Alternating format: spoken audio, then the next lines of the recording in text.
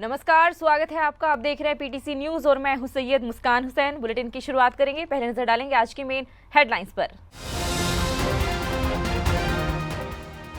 भाजपा सांसद अनुराग ठाकुर ने नालागढ़ में भाजपा उम्मीदवार के लिए किया प्रचार। कांग्रेस पर बरसे कहा सुक्खू सरकार के कार्यकाल में बंद हुए विकास कार्य। पूर्व शिक्षा मंत्री गोविंद ठाकुर ने सुक्खू सरकार पर साधा निशाना, वादा खिलाफी का लगाया आरोप। कहा आउटसोर्स कर्मियों को भी नौकरी से हटाया। बीते 2 दिनों से रुक रुक कर हो रही भारी बारिश से मंडी में बड़े नुकसान की आशंका। 150 से ज्यादा सड़क मार्ग बाधित, 147 ट्रांसफार्मर हुए बंद। हिमाचल विधानसभा के बाद अब पर्यटन विभाग पूरी तरह से हुआ पेपरलेस। पर्यटन विकास विभाग के प्रबंध निदेशक राजीव कुमार ने दी जानकारी।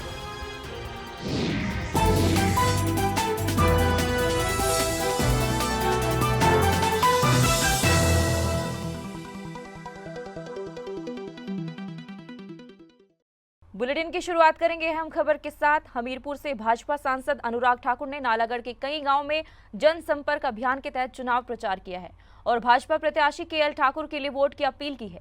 इस दौरान अनुराग ठाकुर ने कांग्रेस सरकार पर जमकर निशाना साधा है। उन्होंने कहा कि हिमाचल में जब जब कांग्रेस सरकार आती है तब तब विकास कार्य ठप पड़ जाते हैं और प्रदेश पर कर्ज और बढ़ जाता है। उन्होंने कहा कि विकास कार्यों में तालाबंदी कांग्रेस की निशानी है। हिमाचल भाजपा के प्रदेश अध्यक्ष राजीव बिंदल ने उपचुनाव को लेकर अपनी प्रतिक्रिया दी है। उन्होंने कहा कि उपचुनाव के मद्देनजर भाजपा का चुनाव प्रचार अभियान तेज गति से आगे बढ़ रहा है और जनता का समर्थन भाजपा उम्मीदवारों को भी मिल रहा है। वहीं उन्होंने सुक्खू सरकार पर दादागिरी करने का आरोप लगाया है। राजीव बिंदल ने कहा कि सरकार आशा वर्कर से लेकर अन्य वर्कर वर्ग को परेशान करने और डराने धमकाने में लगी है। श्री सुखविंदर सिंह सुक्खू जी की सरकार अब पूरी तरह से दादागिरी के ऊपर आ गई है। जिस तरह से आंगनवाड़ी वर्कर्स को, आशा वर्कर्स को, पंचायत चौकीदारों को, आईपीएच के वर्कर्स को, पीडब्ल्यूडी के वर्कर्स को इकट्ठा करके डराने धमकाने का काम चला है, इस बात से पूरी तरह स्पष्ट हो गया है कि मुख्यमंत्री जी देहरा में चुनाव हारने वाले हैं। और इसी प्रकार नालागढ़ के अंदर और हमीरपुर के अंदर जिस तरह से और इंस्पेक्टरी राज, पुलिस राज चल रहा है, वो इस बात का द्योतक है कि कांग्रेस पार्टी चुनाव हार रही है। देहरा की जनता होशियार सिंह को अपना आशीर्वाद दे रही है और ये मन बना लिया है हमें ऐसा विधायक चाहिए जो हमारे लिए उपलब्ध हो। भाजपा के पूर्व प्रदेश शिक्षा मंत्री गोविंद सिंह ठाकुर ने सुक्खू सरकार पर निशाना साधा है। उन्होंने कहा कि चुनाव से पहले किए वादों को सरकार भूल गई है। कांग्रेस सरकार ने मंत्रिमंडल की बैठक में 1 लाख युवाओं को पक्की नौकरी देने का वादा किया था, लेकिन अब रोजगार देना तो दूर, उन्होंने पूर्व की जयराम सरकार के दौरान प्रदेश भर में आउटसोर्स पर अलग अलग विभागों में रखे गए करीब 20,000 से ज्यादा युवाओं को ही नौकरी से बाहर कर दिया है। हिमाचल प्रदेश के मुख्यमंत्री श्री सुखविंदर सिंह सुक्खू जी को ये याद दिलाना चाहता हूं कि जब वे विधानसभा का चुनाव लड़ रहे थे तब कांग्रेस पार्टी ने ये कहा था कि हमारी सरकार बनेगी और हमारी सरकार बनने के बाद हम पहले 10 दिन में 1 लाख बेरोजगारों को रोजगार देंगे। अब ये आपने आगे बढ़ करके बात कही थी कि हम किसी तौर पर भी आउटसोर्स पर नौकरियां नहीं देंगे और जिनको भी अगर हम कोई भी नौकरी देंगे तो वह नियमित आधार पर देंगे। मुझे लगता है कि सुक्खू जी जो बातें आपने तब कही उन सबका भूल गए हैं और आपने सत्ता में आने के बाद लगभग 20,000 आउटसोर्स कर्मचारी जो श्री जयराम ठाकुर जी की सरकार ने विभिन्न विभागों में रखे थे उन सबको बाहर का रास्ता दिखा दिया। पूर्व मंत्री और भाजपा नेता मेजर विजय सिंह मनकोटिया ने रिज मैदान पर प्रतिमा को लेकर अपनी प्रतिक्रिया दी है। उन्होंने कहा कि रिज मैदान पर पूर्व सीएम वीरभद्र सिंह की जगह मेजर सोमनाथ शर्मा की प्रतिमा लगनी चाहिए। उन्होंने कहा कि हिमाचल के इतिहास में वीरभद्र सिंह शायद पहले ऐसे मुख्यमंत्री रहे हैं जिनके घर और अन्य संपत्तियों पर आयकर और सीबीआई ने छापेमारी की थी और दिल्ली हाईकोर्ट में उनके खिलाफ गंभीर मामले थे। कुछ अरसे से चर्चा हो रही है कि शिमला में स्वर्गीय वीरभद्र सिंह जो मुख्यमंत्री थे उनकी प्रतिमा शिमला रिज पे लगाई जाए। पहले भी वहाँ रिज पे प्रतिमाएं लगी हुई हैं, जैसे स्वर्गीय इंदिरा गांधी हैं, डॉक्टर परमार हैं, शायद अटल बिहारी वाजपेयी जी की भी शायद उसके बाद लगाई है। जब ये चर्चा चली उस वक्त शिमला में मैंने बात की थी, लेकिन संक्षिप्त में ही शायद उस वक्त इस विषय पे चर्चा हुई।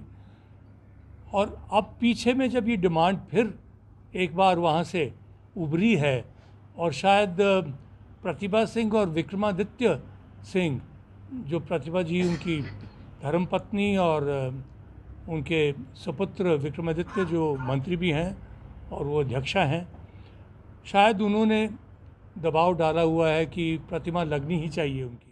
बीते 2 दिनों से रुक रुक कर हो रही भारी बारिश से मंडी में बड़े नुकसान का आकलन किया गया है। जानकारी के मुताबिक सबसे ज्यादा बारिश सुंदरनगर में दर्ज की गई है। वहीं बारिश से जिले भर में 150 से ज्यादा सड़क मार्ग बाधित हो गए हैं, जिसको दुरुस्त करने के लिए विभाग लगातार काम भी कर रहा है।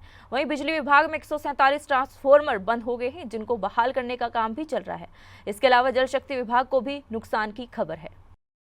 2 दिनों से ज़िला मंडी में काफ़ी ज़्यादा बारिश जो है वो रिकॉर्ड की गई। पिछले 24 घंटों में अगर सुंदरनगर की बात करें तो सुंदरनगर में मैक्सिमम पूरे हिमाचल की सबसे ज़्यादा बारिश 100 mm से भी ज़्यादा रिकॉर्ड की गई, जिसके चलते पूरे ज़िला में लगभग 162 सड़कें अवरुद्ध हुई थी। कल जो है वो लगभग 60-61 के आसपास सड़कें अवरुद्ध थी और सुबह से ही जो है इस सारे जितनी भी सड़कें थी उनको खोलने का कार्य प्रारंभ कर दिया गया था। और अभी 3 बजे तक की जो रिपोर्ट्स हमारे पास फील्ड एजेंसीज़ के द्वारा आई हैं उसमें 59 सड़कें अभी हमारे को खोलना बाकी हैं, जिसमें कार्य प्रगति पे है। और कुल मिला के जो है अभी तक जो है 59 सड़कों के ऊपर हमारा कार्य चल रहा है। इसके साथ साथ ना केवल सड़कें बट HPSCBL और जल शक्ति विभाग के भी एसेट्स को नुकसान पहुंचा है। हमारे कुल जो ट्रांसफार्मर्स मंडी ज़िला में प्रभावित हुए तो 147 थे, जिसको वॉर फुटिंग के ऊपर विभाग के द्वारा रिस्टोर करने का प्रयास किया जा रहा है। और अब सिर्फ 3 बजे तक की रिपोर्ट अनुसार 4 ऐसे एरियाज़ हैं जहां पे ट्रांसफार्मर्स को हम जो है अभी दुरुस्त करने का प्रयास कर रहे हैं। हिमाचल विधानसभा के बाद अब पर्यटन विकास निगम भी पूरी तरह से पेपरलेस हो गए हैं, जिससे पर्यावरण संरक्षण के साथ साथ पैसों की बचत हो रही है और अन्य कार्यों में भी तेजी आई है। पर्यटन विकास निगम के प्रबंध निदेशक राजीव कुमार ने शिमला में बातचीत के दौरान बताया है कि प्रदेश सरकार ने सभी दफ्तरों को पेपरलेस करने की योजना बनाई है, जिसके तहत पर्यटन निगम पूरी तरह से पेपरलेस हो गया है और सारा काम ऑनलाइन कर दिया गया है। इसी साल जो है हमने प्रयास किए कि इसको जो है ई-ऑफिस 100% किया जाए। मैंने 2 जनवरी को यहाँ पे ज्वाइन किया था और उसके इमीडिएटली बाद जो फर्स्ट प्रायोरिटी मेरी यही थी कि इस ऑफिस को जो है हेडक्वार्टर को ई-ऑफिस प्रणाली से जोड़ा जाए, क्योंकि आपने देखा कई बार बहुत सारी प्रॉब्लम्स आती हैं कि आपको फाइल नहीं मिल रही है या कोई एक एम्प्लॉय छुट्टी पे है तो उसके कारण जो है सारा का सारा सिस्टम रुक जाता है, या ऑफिसर्स को हायर लेवल के ऑफिसर्स को अगर किसी मीटिंग में जाना पड़ता है या आउट ऑफ स्टेशन जाना पड़ता है तो फाइल्स पे एक्सेस ना होने की वजह से जो डिसीजंस हैं वो कई बार बहुत डिले हो जाते हैं कि वो 10-15 दिन उसमें डिले हो जाता है। तो इसी चीज़ को स्मूथ करने के लिए और एम्प्लॉयज़ की अकाउंटेबिलिटी फिक्स करने के लिए मेरा ये प्रयास था कि इस कारपोरेशन को पूरी तरह से ई ऑफिस में कन्वर्ट किया जाए। तो जनवरी के महीने में ही लगभग हमने ई ऑफिस हेडक्वार्टर पे कुछ ब्रांचेस का शुरू कर दिया था और फरवरी में कंप्लीट इसको हमने चेंज कर दिया। फिर 1 महीना हमने देखा कि किस तरह से चल रहा है, जा रही है। अपने एम्प्लॉयज़ को हमने हिपा में ट्रेनिंग दी या यहाँ पर भी जो है एक्सपर्ट हैं ई ऑफिस के उनको यहाँ पे बुलाया, तो सारे भी एम्प्लॉयज़ को ट्रेन किया और बहुत अच्छे से जब यहाँ पे चल पड़ा उसके बाद सारे यूनिट्स हैं हमारे जो DDOs हैं, जो AGM DGM लेवल के जिनके ऑफिस हैं, सबको डायरेक्शन दी कि अब यहाँ पे जो कॉरस्पॉन्डेंस है हेडक्वार्टर के साथ सारी की सारी ई ऑफिस के थ्रू होगी। तो उनको भी लगभग 1-1.5 महीना इस चीज़ को प्रोसेस को अडॉप्ट करने में लग गया और आज की डेट में ये है कि हमारा सारा जो सिस्टम है ई ऑफिस के थ्रू ही फाइल्स मूव हो रही हैं और इसका सबसे बड़ा बेनिफिट ये रहा कि कोई भी फाइल में मतलब डिले नहीं होता है। कांगड़ा के नूरपुर की रहने वाली 21 साल की सानिया सूदन ने LLB में पहला स्थान हासिल कर प्रदेश में अपने क्षेत्र और परिवार का नाम रोशन किया है। वहीं सानिया की इस उपलब्धि पर उनके परिवार और पूरे इलाके में खुशी की लहर है।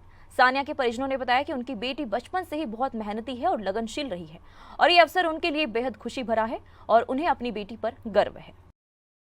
फिलहाल के लिए इस बुलेटिन में बस इतना ही। मुझे दीजिए इजाजत। नमस्कार।